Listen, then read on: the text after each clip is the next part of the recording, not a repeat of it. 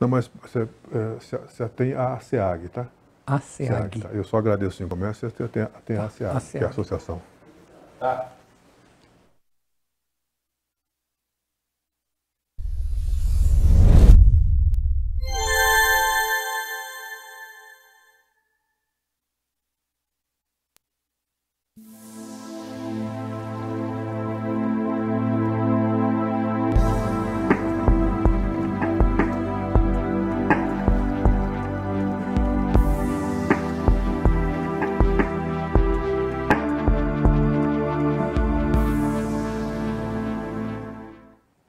Olá, estamos iniciando o programa ASEAG em Foco. A ASEAG é a Associação dos Engenheiros, Arquitetos e Agrônomos de Guarulhos. Está aqui conosco Lauro Megali.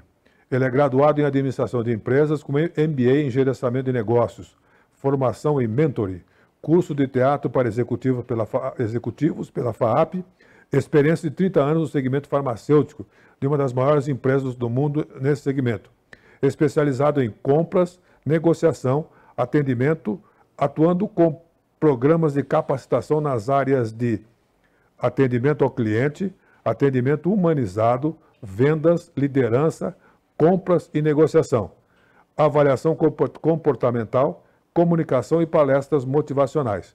Credenciado pelo CIESP e da ABRH, que é a Associação Brasileira de Recursos Humanos. Certificado pela Academia do Palestrante, nos programas de empreendedorismo, comunicação e marketing pessoal. Só isso que você faz? Eu acho que, para começo, eu acho que está bom, mas eu acho que eu preciso muito mais ainda, né? Precisa mais ainda? Precisa. A gente sempre tem que estar buscando conhecimento, porque o mercado hoje, ele exige isso de você, né? Né? Em todos os momentos, né? Em todos os momentos, em todos os segmentos. Ok. Queremos agradecer, Lauro, muito obrigado por você estar aqui conosco e você se dispor a vir aqui, a gente conversar um pouco a respeito disso, né? Bom, nós vamos falar o quê? Sobre qual que é o tema principal que você queria falar? Sobre atendimento? Atendimento? Então vamos lá, à disposição, fica à vontade. Bom, a gente percebe hoje que o mercado ele é muito similar. Tudo que é oferecido é muito similar. E hoje o que vai determinar se eu entro ou não, se eu compro ou não da tua empresa, é a forma como você vai me atender, vai atender o cliente. E a gente percebe hoje que a maioria, eu diria mais de 68% das pessoas não estão preparadas para atender o cliente. Às vezes o cliente entra para fazer uma compra de determinado produto e ele, na realidade, ele nem sabe exatamente o que ele quer. Então ele tem que perceber do outro lado do balcão quem está representando aquela empresa, se o nível de conhecimento que aquela pessoa tem, aliado ao comportamento, se vai suprir aquela necessidade de momento do cliente. Bom, então, colocando isso aqui conosco, na nossa realidade aqui, porque vamos pegar aqui a SEAG, que ela trabalha muito bem, a presidência do Gilmar Vigil de Godoy, a gente trabalha muito bem o associativismo, né? E o pessoal lá, os seus associados, estão na área de engenharia, agronomia e arquitetura.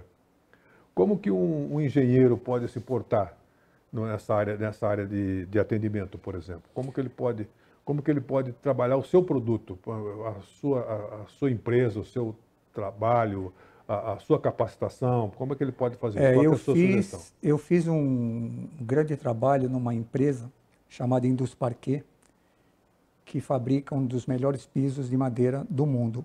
E eu fiz um trabalho de 20 dias fazendo um tete-a-tete. Então eu tive muito contato, além com o pessoal de mão de obra, que eram raspadores e colocadores, eu tive um contato mais próximo com engenheiros.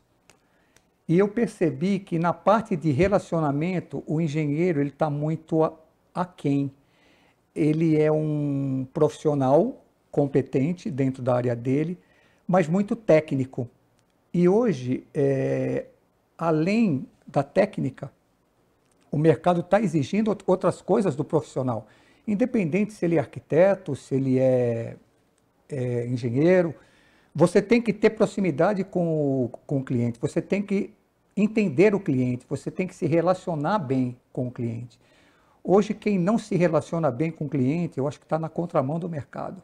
Sim. Relacionamento hoje se tornou, talvez, a maior competência que uma pessoa que presta algum tipo de serviço deve ter. Por exemplo, como explica melhor essa competência? Vamos esmiuçar um pouco isso aí. Eu acredito que o engenheiro, ele não tem essa expertise ele não tem muito essa preocupação, né? Uhum. Ele chega, ele atua, ele vê o que está certo, ele vê o que está errado, ele não faz um meio campo com o cliente, ele não aborda o cliente de maneira adequada, ele não procura saber se está bacana o trabalho, se falta alguma coisa. Eu acho que falta isso, falta um pouquinho de humanização da parte do engenheiro. Do engenheiro, você acha que falta Eu isso? acho. Eu acho que ele tem que se inteirar um pouquinho mais numa competência hoje que é talvez a maior, que é o relacionamento. Hoje, quem não tem relacionamento, fica difícil, né? Alcançar os objetivos. Fica difícil alcançar realmente, né? É. Esse relacionamento que pode levar a um bom atendimento. Não tenha dúvida. Não tenha dúvida. E esse bom relacionamento com o cliente vai abrir portas para que ele seja indicado por esse mesmo cliente, talvez para um outro negócio. A gente sempre tem uma preocupação, uma ideia do seguinte, eu acho que, não sei se você vai pensar também por essa linha aí. Por exemplo, se um engenheiro hoje fizer um trabalho numa empresa, ou para uma pessoa construindo, fazendo a casa dele, alguma coisa nesse sentido, e se o seu atendimento, o atendimento que ele fez foi exatamente bem, ele não tem ideia de que talvez aquela pessoa tenha aí, sei lá, são 5 irmãos, 10 irmãos, mais não sei quanto, e ele poderia atender a família inteira. É mais ou menos isso, não? Às vezes ele pode até ter essa noção, ele não tem o jeito, né? Ele teria que se capacitar para que isso que foi falado agora, ele tenha a oportunidade de outras pessoas o indicarem para os irmãos, ou para um parente, ou para um amigo. Sim. Eu acho que você tem que deixar uma marca com a tua presença, com o teu atendimento. E essa marca tem que ser uma marca boa, tem que ser uma marca positiva. E essa marca é que faz a diferença, né? Não tenha dúvida. Eu acho que a gente tem que deixar uma marca, de preferência uma marca boa, para ser lembrado. A gente quer ser lembrado, a gente quer ser indicado. Exatamente. E aí, por exemplo, como que esse profissional ele pode chegar no mercado? Você tem na sua visão mercadológica, como é que ele pode chegar no mercado? Como é que ele vai eu falar acho que ele sobre deveria fazer uma dele? avaliação de competência, pegar um profissional que pudesse mapear as competências desse profissional, saber quais as competências que ele já tem, que possam ser melhoradas, e quais as competências que ele não tem, que ele vai ter que desenvolvê-las. Por quê? Porque o mercado hoje, ele exige que você ofereça algo a mais. Não adianta ser um engenheiro igual ao outro. Eu quero ser o melhor. Então, para você ser o melhor, você tem que colocar a mão no bolso, você tem que procurar uma capacitação, alguma empresa que forneça esse tipo de trabalho para que ele sinta segurança e numa eventual oportunidade de trabalho ele possa começar a vender essa ideia de uma maneira melhor e que tão exigida hoje pelo mercado. Porque o que a gente percebe, assim, ele sai da faculdade ali, bom, terminei a faculdade, estou pronto, né? Não necessariamente ele está pronto, né? Não, olha, isso aconteceu comigo. Eu, quando montei a minha empresa em 2009, eu tenho três filhos publicitários e eu preparei todo o conteúdo, meus filhos deram um tapa no meu programa e eu fui para o mercado, fui para campo. Nossa, apanhei muito, né? Então as pessoas me perguntavam algumas coisas que eu não tinha noção, né? Sim. Você tem curso de liderança? Você tem curso de atendimento? Você tem curso de vendas? Eu tinha uma ideia global do que era o negócio. Sim. Então eu percebi que eu estava na contramão. Então eu voltei e meti a mão no bolso. Fiz cursos de teatro, fiz curso de liderança, fiz curso de atendimento, fiz curso de vendas e comecei a me preparar para participar de reuniões com empresários, levantar necessidades e percebi que daquele momento em diante eu já tinha assim um preparo muito maior. Não adianta ir para o mercado como aventureiro. O mercado, ele quebra tuas pernas. E outra, existe muito aventureiro. E o mercado hoje, ele está exigente, né? Ele quer que você saiba o que você está fazendo. Ele quer que você tenha a habilidade de vender aquele produto. Ele quer que você encare, tenha atitude em fornecer o produto como realmente ele deve ser fornecido. Porque você está representando alguém que paga o teu salário, né? Se você tem uma meta a atingir e você chegou no limite da tua meta, por que parar? Né? Uma coisa estranha. Você teria que cada vez mais correr e falar, não, eu vendi 5 mil, eu quero vender 7 mil, eu quero vender 8 mil. E a gente percebe que não existe um interesse muito grande do vendedor. Isso também é uma falha de quem gerencia, de quem supervisiona. Tem que estar ligado nessas coisas, né? O mercado está muito preocupado em que o cliente realmente seja bem atendido. Eu não sei se você acha interessante quando você diz assim que em time que está ganhando não mexe, né? Eu já acho que, na minha opinião, eu acho assim, que um time está ganhando, você tem que mexer para ganhar mais, né? Para ganhar de goleada, né? Para ganhar de 1-0, né? Verdade. Você acha interessante? Eu acho que o time que está ganhando, eu acho que se mexe no time que está ganhando. Porque o mercado, ele evolui. As coisas mudam. A velocidade do mercado hoje é muito grande. Quando você acha que tá tudo normal, não é um bom sinal. Você tem que correr, você tem que saber o que está acontecendo e capacitar o teu pessoal. 54% das empresas, foi feita uma pesquisa entre 73% 73 empresas de diversos segmentos.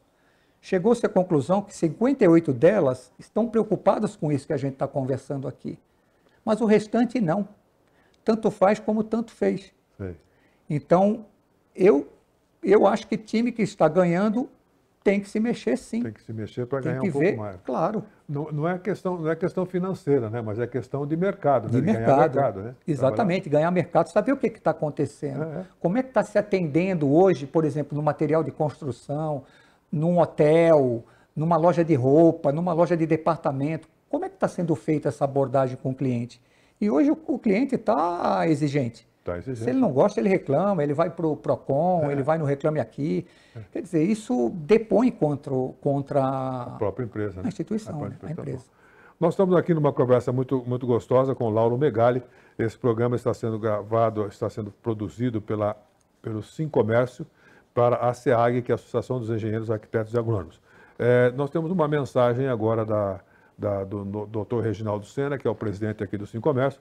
Nós vamos acompanhar e voltamos em seguida.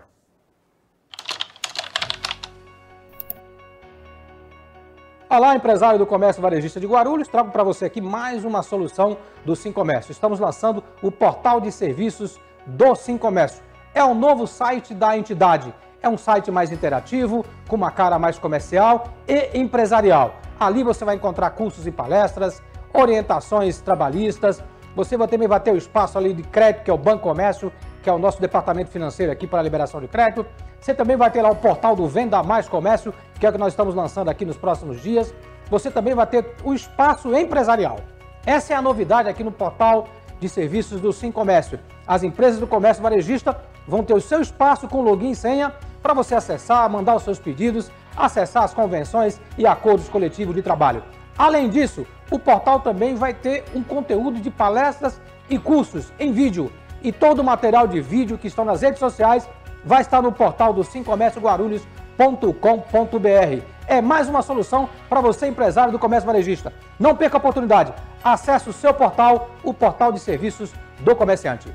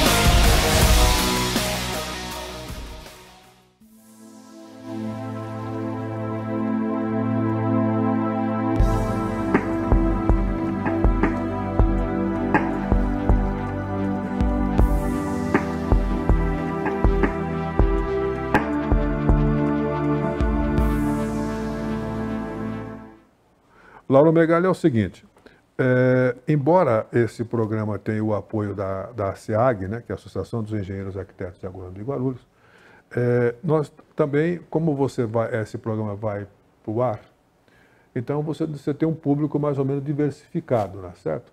Então não importa, não podemos, não queria não ficar muito atento ao próprio engenheiro, né? Porque talvez ele possa sentir, ele pode achar que a carreira dele está indo bem, alguma coisa nesse sentido, ele pode realmente entender essa sua preocupação como facilitador, mostrar para ele qual é a vantagem que ele tem de ter uma empresa e a empresa dele ser uma das melhores no segmento, tá certo? Certo. E no âmbito geral, por exemplo, o atendimento em geral, como é que se dá esse tipo de coisa? Como é que você classifica o atendimento, então? É uma coisa estranha, né? Porque quando você é bem atendido, você estranha. Porque o normal é você ser mal atendido. Sim. Está existindo uma preocupação maior com isso, em se preocupar em vender bem a imagem da empresa, mesmo lentamente. Existem empresários que reclamam de tudo. Reclamam que não vende, reclamam que não entram pessoas na loja dele. Mas é uma coisa meio insana, né? Uhum. Não adianta você levantar todos os dias e fazer a mesma coisa esperando que você vai ganhar alguma coisa com isso. Uhum. Né? Você tem que estar atento, capacitar o teu profissional, o teu profissional te representa, você tem que vender a ideia da tua empresa para o teu profissional e, consequentemente, ele fará isso para o cliente. Eu tenho um relacionamento bacana com o Joaquim Ramalho, que foi meu professor de MBA. Aliás, nós conversamos com ele aqui, ele fez o programa com a gente aqui. Que bacana, a gente se fala muito, ele me ajuda muito. E ele fala uma frase que é muito interessante. Ele diz o seguinte, que o cliente é importante para a empresa e o profissional é importante na empresa. Tá. Se eu entro na tua empresa, porque as portas da tua empresa estão abertas, eu espero que alguém que esteja lá esteja preparado para me atender. E na maioria das vezes você percebe que isso não é verdadeiro. Existe um despreparo, uma despreocupação de alguns empresários por terem uma empresa há 50, 60 anos no mercado, eles não se atualizam. Mas estão sempre reclamando, né? Precisa existir essa empatia com o mercado, com o cliente. Precisa ter essa afinidade. Eu preciso gostar do cliente e preciso fazer naquele momento que o cliente goste de mim.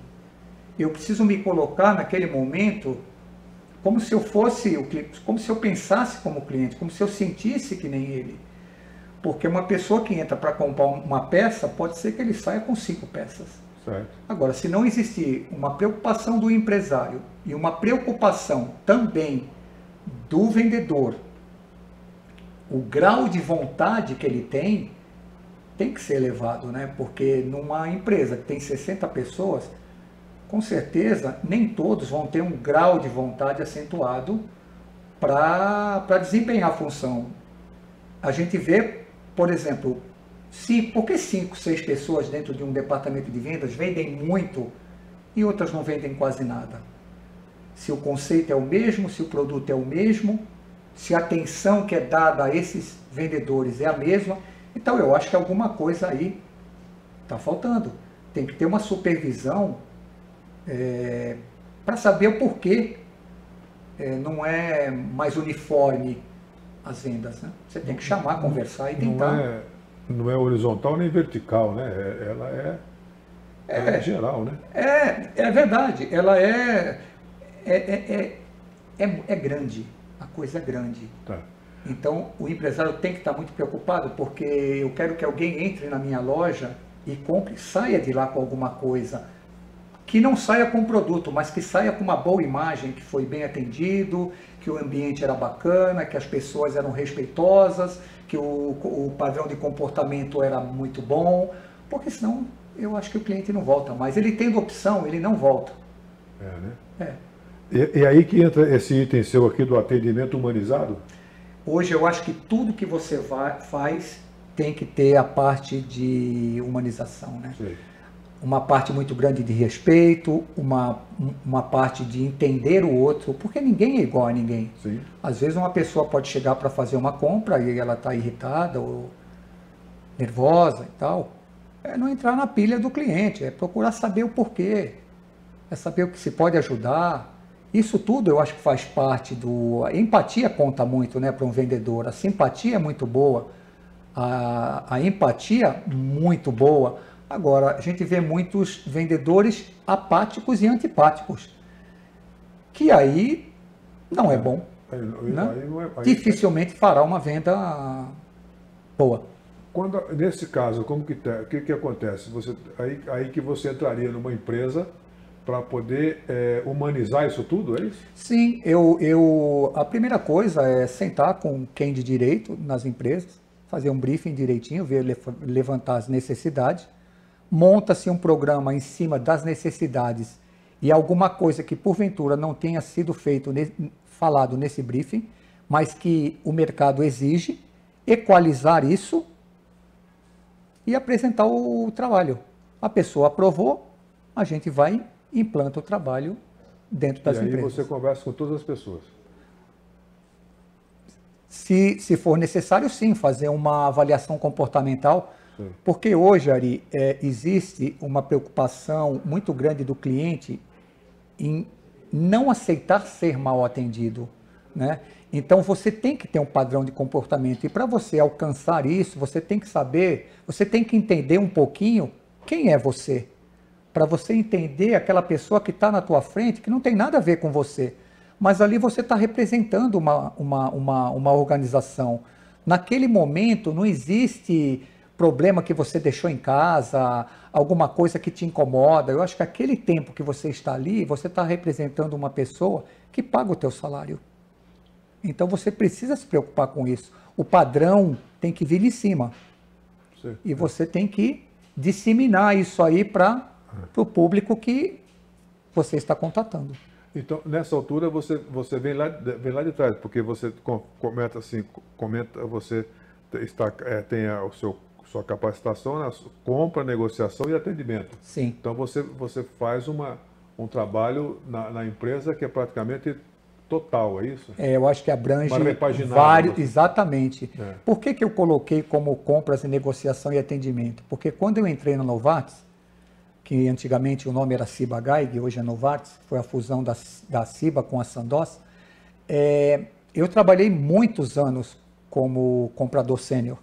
E eu recebia, em média, de 28 a 35 pessoas por dia. Sim.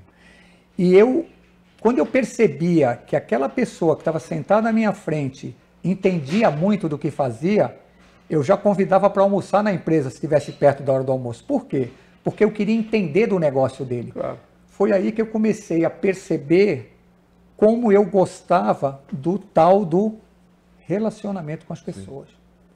Então, compras e negociação era uma coisa que eu fazia diariamente. Eu mexia mensalmente com 2, 3 milhões de reais por mês em negociação. Sei. Então, foi um segmento que me deu uma abrangência, um conhecimento muito grande. E como é que funcionava tudo isso? Como é que funcionava tudo isso? Como é que você conseguia juntar todas essas peças aí, né? Foi muito bom, né, quando eu entrei em 76 na Ciba Geigy, ter caído num departamento tão dinâmico. Sim. Né? Porque não existe morosidade, é uma coisa muito agitada. Né? É gente toda hora. Eu fazia compras de material não produtivo, eu comprava desde o cimento até uma lapiseira. Sim. Tudo passava por mim. Tá. E eu fui gostando disso. Eu fui vendo que quando eu parasse de trabalhar, era com que eu queria trabalhar. Eu queria trabalhar com gente, eu gosto de gente, eu queria trabalhar com relacionamento. E é o que eu estou fazendo hoje. Foi aí que te levou para a Associação Brasileira de Recursos Humanos? Foi. Eu mandei uma carta de apresentação para a Vânia de Faria. E... A Vânia, ela veio do Rio de Janeiro, né? Ela foi presidente. Não, ela era de São Paulo. Ela era, se eu não me engano, a segunda pessoa da Associação Brasileira de Recursos Humanos. Tá. E ela gostou. Então eu fiz, num determinado dia, uma palestra motivacional. Tinham lá 78 pessoas de RH. Sim. E foi muito bacana. Foi aí que o Lauro começou a ser mais conhecido no mercado. Entendi. Me deu uma abrangência maior. As pessoas começaram a me procurar, eu saí no jornal, mas a caminhada ela foi muito difícil, porque eu fui muito atirado. Eu fui para o mercado e achei que ia vingar. E isso é um exemplo, um lembrete que eu faço a todo mundo que quer trabalhar com o público. Não adianta, você tem que se preparar. Sim. Por quê? Porque hoje o cliente, ele exige, ele quer de você conhecimento, ele quer que você seja hábil para vender aquele produto. Ele quer que você o direcione, porque às vezes nem ele exatamente ele sabe o que ele quer. Tem uma diferença muito grande em hábil e sagaz, né? É verdade, é verdade. Eu acho que eu não fui muito hábil no meu início, né? E isso fez com que eu amadurecesse e me preocupasse mais no meu preparo para vender essa ideia para os outros. Sim. E funcionou. Mas os 2 primeiros anos foram muito difíceis, porque eu não era uma pessoa conhecida. Claro. As pessoas não acreditavam e começaram a abrir as portas depois do trabalho feito na BRH. E eu fiquei mais forte, fiquei mais confiante. Claro. E aí fui para o Brasil inteiro. Do treinamento no Brasil inteiro. Realmente a confiança é que é a marca registrada. Registrada, aliada, né? Ao conhecimento. Ao conhecimento, né? Porque, como você disse no departamento de compras, o caso do RH, por exemplo, hoje, o RH só não compra insumos da empresa, né? Sim. O resto ele compra tudo, né? Sim. Então, já te dá uma capacidade muito maior para você conversar com esse pessoal de RH, né? Exatamente. O RH, hoje, ele está muito preocupado, existe uma preocupação muito grande do RH em fazer uma contratação mais assertiva. Sim. Porque antigamente se contratava, hoje não. Hoje existem meios para que você faça uma contratação. Existem ferramentas que o percentual é quase zero para você fazer uma contratação. Existe também, você pode fazer essa contratação e dar alguma coisa errada, mas caiu muito esse percentual. O RH ele vai muito certo hoje na pessoa que ele quer. Exatamente isso, né? É. E isso, bom, por exemplo, quando você vai capacitar alguém nessa área aí, e o RH precisa contratar um engenheiro, por exemplo, aí você tem que explicar para o RH como é que ele tem que fazer isso. Exatamente. Você tem que enviar para o RH o perfil do profissional que você quer, as qualidades que você quer, as competências que você exige desse profissional, jogar isso na mídia, né? Hoje é muito usado o LinkedIn, e começar a receber os currículos, analisar e fazer dinâmica com as pessoas, fazer entrevista e tentar ir por um rumo mais certo. Nós estamos conversando aqui com o Lauro Megali. Lauro, por acaso, você tem um case de sucesso? Deve ter muitos, né? Eu tenho um case de sucesso. Eu fiz um trabalho recentemente, eu digo recentemente, foi o ano passado, em junho, em Recife.